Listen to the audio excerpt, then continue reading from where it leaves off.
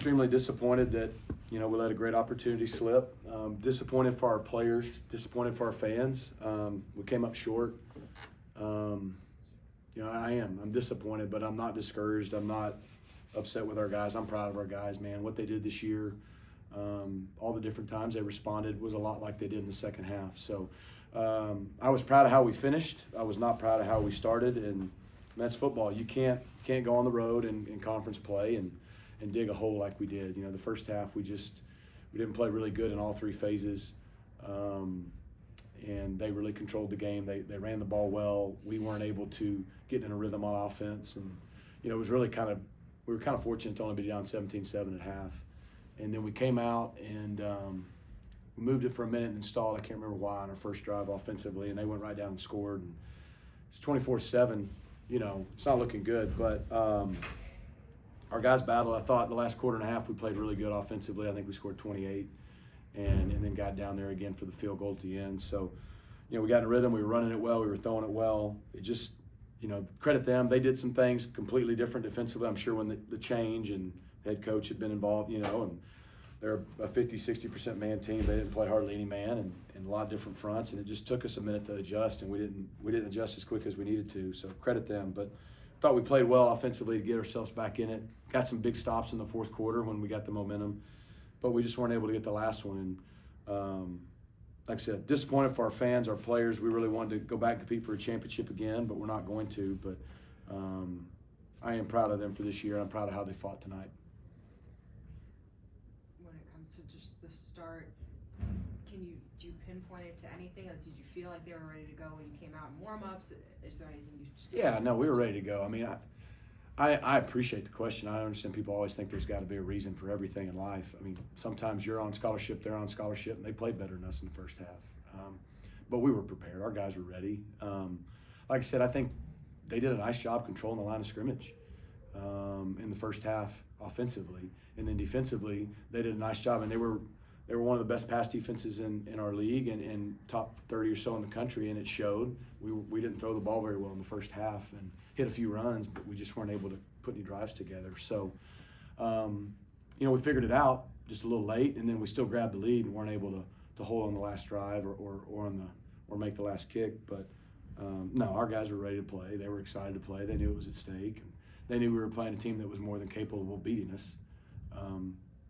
They just started better than we did.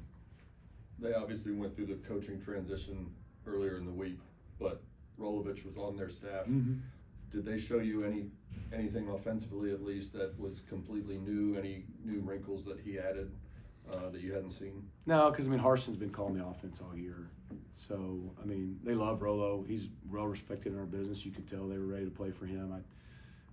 Teams this year are pretty good. The game after making a change in the country, I don't know the data on it, but I bet they're 80%. And we knew that coming in. We knew they'd be excited to play. Final game of the year.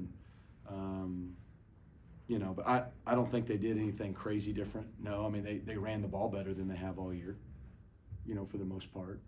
They did a really nice job of getting the ball out quick. Both the quarterback did a nice job of it, but they did a nice job giving him opportunities to get out quick in space. And, just had us on our heels a lot. What did you see from your team's spirit there in the second half as they slowly grinded the way back into the game? I saw that's who they are. That's the DNA. Like I told them after the game, I really hurt for them. I'm disappointed for them. We've won a lot. We expect to win. We expected to win today, and we didn't. We talk a lot, and because we've been good in November, people, that's all they've talked about the last 2 weeks, talked about finishing. We finished. We didn't win. There's a big difference, and I get it. Like, we didn't finish the last drive on defense or the last drive on offense and special teams with a successful field goal or a successful stop. But when it was 24-7, most teams are going to roll over. When it was 31-14 in the fourth quarter, most teams would, and that's just not in our guys' DNA. We weren't playing well. They were playing well, give them credit, and we weren't playing well, which put us in that position. That's life, right? There's times in life things don't go your way. Sometimes it's your doing.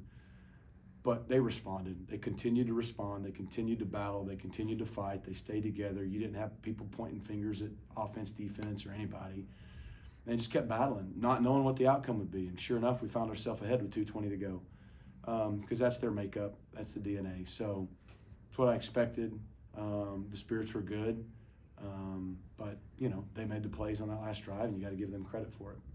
With just the kicking situation, the ups and downs of this season, to, you know, trust Sam to go out and kick what I think would have been his career long if he made it, you know, how do you kind of pick him up from that moment and putting him out there? What did that say? Yeah, I'd run Sam Keltner out there again in a heartbeat and have full belief in him. Teammates love him, believe in him. A 52-yard field goal with all that on the line as a freshman's a lot. He's got plenty of leg, as you saw, so he's going to be our kicker for the next couple of years, and he's going to have plenty of opportunities to knock those through, and he will. He's capable. Like I told him after the game, I love him. Everybody knows this game's not on him. Shoot, we shouldn't have put him in that situation. So, I mean, it's pretty hard, you know, to go out there with a 52-yard field goal, knowing what's on the line. And he had the courage to kick it and give it all he had. It just was a little wide right. So, again, sometimes you lose, sometimes you miss the kick, sometimes you don't play your best. And all you can do is own it and move on. And we're disappointed we're not playing next week, but we got some guys banged up that we lost in the game, and that were seniors that may have played their last game here. I don't know. And if not, hopefully we can get them back for a bowl game, and don't have any clue where or when, but I know our guys will be excited to go play. It's easy to look at all the points you scored in the fourth quarter to get back into it and, as you said, take the lead. But you also mentioned your defense got a couple of stops in the fourth quarter. Yeah. Did you see, were there structural or systemic change at all in the defense, the way you played, that you were able to stop the Cal offense a couple times late? No, I just think we executed better. We tackled better. We leveraged the ball better. We stopped the run better. Like, they didn't run the ball those last few drives when they tried. You know, you saw, I don't know, I'm going to guess around 6-minute point of the third quarter. We played SMU football. For 2.5, we didn't.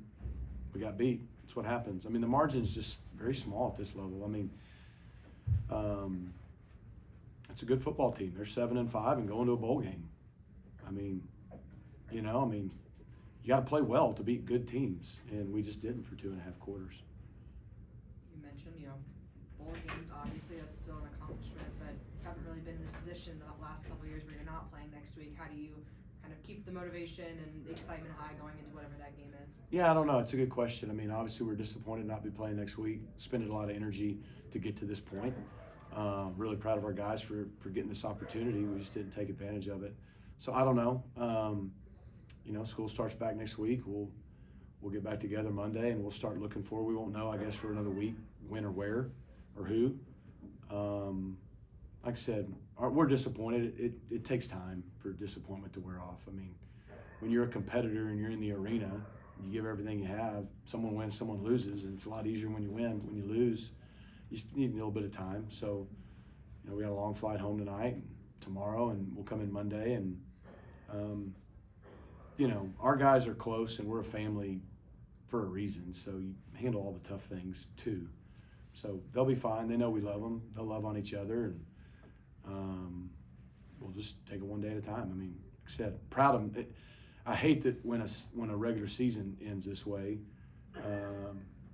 there's no consolation. We lost. We lost a game. We lost an opportunity to compete for a championship next week. So there's really no sugarcoating that or silver lining to it. But as time goes on, I mean, our guys went 8-4, 6-2 in the ACC in the second year, and did a lot of good things.